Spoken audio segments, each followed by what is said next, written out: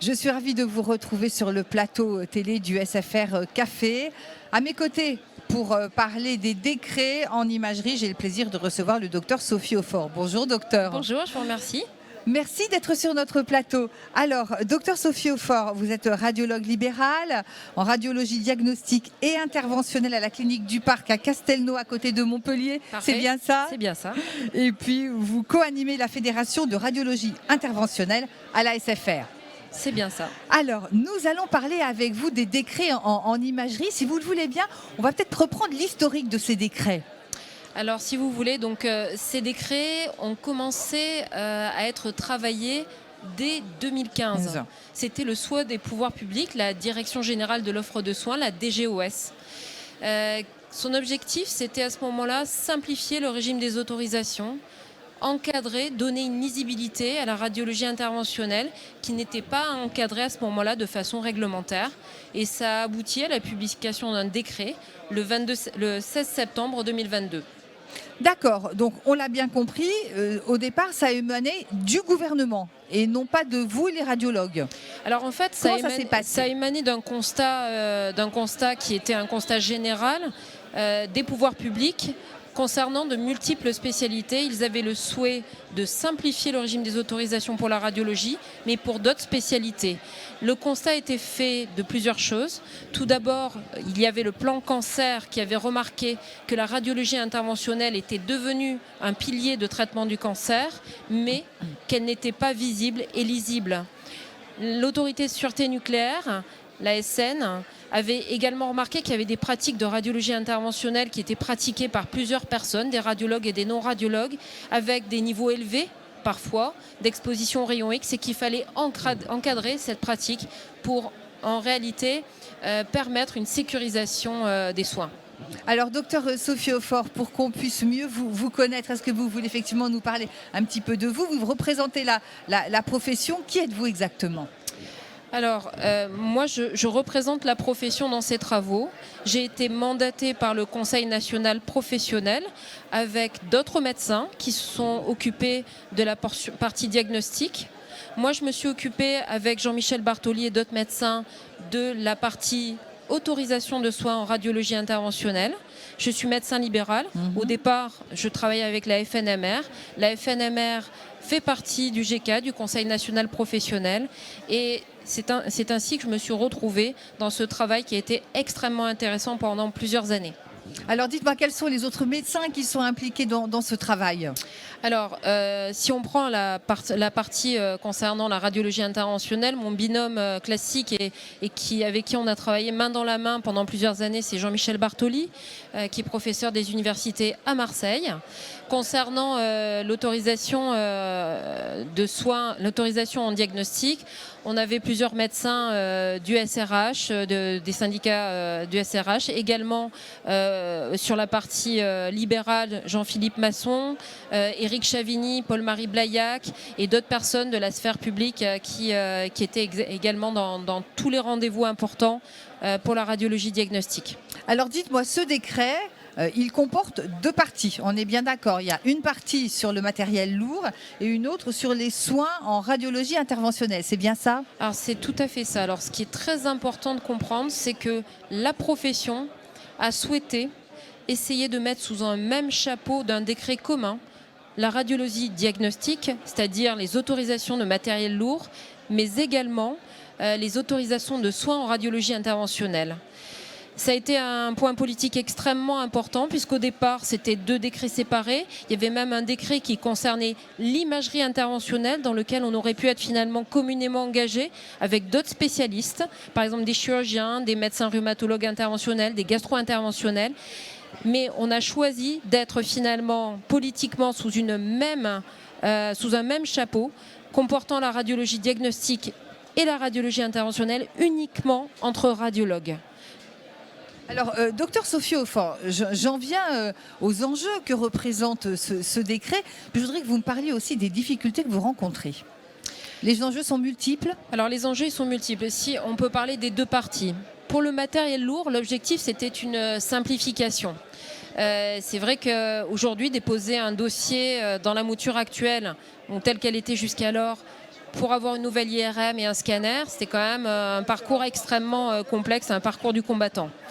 L'idée et l'objectif initial, c'est la simplification. À l'heure actuelle, il y a une simplification dans le sens où on ne va pas demander une machine d'IRM ou une machine de scanner, mais on va demander une implantation. Et cette implantation, elle pourra contenir 3 machines de ML. 2 scanners, une IRM, 2 IRM, un scanner avec un panachage des activités. Et dans le point qui est quand même très nouveau, c'est qu'elle va être autorisée par site géographique, ce qui n'était pas le cas. Nous avions demandé des autorisations par équipe, parfois multi-sites, mais ça n'a pas été le choix de la DGOS sur lequel on n'a pas pu les faire réfléchir. Concernant la radiologie interventionnelle, l'enjeu, c'est mettre en lumière les compétences exceptionnelles des radiologues dans le parcours des soins en radiologie interventionnelle. Parce que les nécessités de formation liées à la réforme du CERF, concernant la radiologie interventionnelle, simple ou avancée, est vraiment quelque chose qui permet aux patients une sécurisation parfaite de leur parcours. Les radiologues sont experts dans le diagnostic de la maladie, depuis le dépistage, dans le traitement, avec la consultation, le suivi des patients, la réalisation de l'acte difficile. Ils sont experts en guidage d'images, ils sont experts en radioprotection, ils sont capables d'un suivi à long terme pour connaître les effets de leur traitement par de l'imagerie et par d'autres techniques. Donc aujourd'hui, l'objectif et l'enjeu, c'est de mettre en valeur toute l'expérience des radiologues qui a une capacité vraiment fabuleuse à mettre des patients dans des soins de très grande qualité. Alors, dites-moi, vous me parliez effectivement de la DGOS. Visiblement, c'est pas toujours facile, c'est ça ? Alors c'est sûr que dans les difficultés qu'on a pu rencontrer dans ces 7 ans de travail, c'est la multiplicité des intervenants qu'on a vus face à nous. Au départ, on est parti avec une équipe du ministère de la DGOS. Et puis il y a une deuxième équipe, une troisième équipe, 4 ou 5 équipes différentes qui se sont succédées. Parce que finalement, il y a beaucoup de changements. Chez nous, il y a eu de la constance. Toujours les mêmes médecins ont assisté aux réunions. Mais par contre, à la DGOS, ça a créé une instabilité finalement. Au niveau des échanges, et même pour vous, c'était compliqué de travailler dans ces conditions-là. Très compliqué parce que finalement, il y avait des avancées, des paroles qui étaient données, des engagements pris, et finalement, un défaut d'information d'équipe à équipe à la DGOS, pour lequel parfois, les prises de position n'ont pas été les mêmes. Mais alors, dites-moi, qu'est-ce qui reste finalement, par rapport au début et par rapport à l'historique de ce décret ? Est-ce que le contenu même a changé ?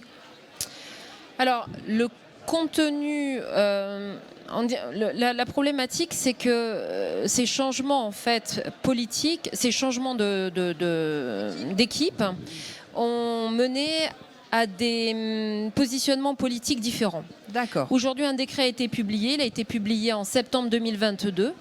Mais aujourd'hui, il y a beaucoup de positionnements politiques vis-à-vis de la DGOS avec des gens assez puissants, notamment dans des fédérations chirurgicales, qui demandent à ce que notre décret soit remis en cause. Ils demandent à ce que notre décret soit remis en cause pour revenir à quelque chose qui est l'imagerie interventionnelle, parce qu'ils ont peur que notre décret leur empêche de faire le même type d'activité en tant que chirurgien ou médecin d'autres spécialités.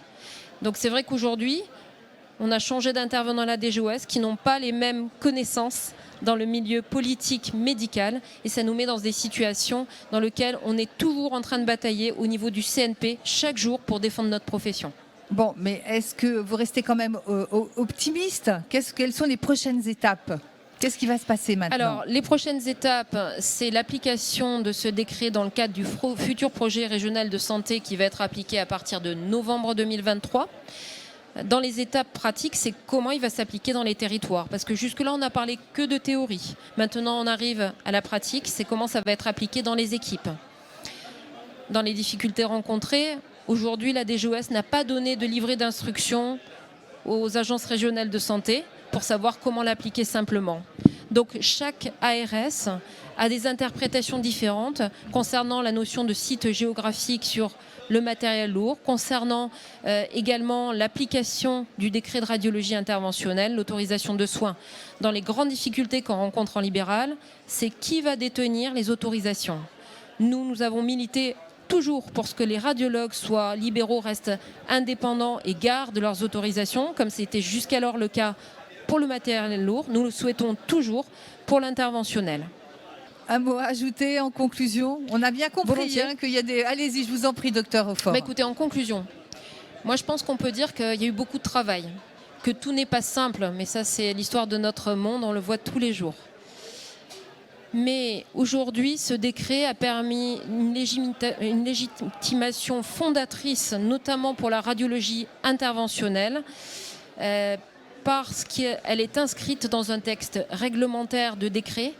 Et c'est vraiment quelque chose qui est extrêmement important dans le développement sociologique de notre spécialité, qui portera les jeunes. Le but est de les porter, qui continuent à avoir de l'espoir dans cette spécialité magnifique. Et on espère qu'ils vont pouvoir, grâce à ce texte, continuer à s'asseoir dessus pour pouvoir continuer une activité vraiment magnifique. Écoutez, en tout cas, le message est passé, docteur Sophie Aufort. Merci d'être venue sur notre plateau. On vous souhaite une bonne continuation. Je vous remercie. Merci à vous. Quant à moi, je vous remercie de nous avoir suivis depuis le congrès des JFR de la Société française de radiologie.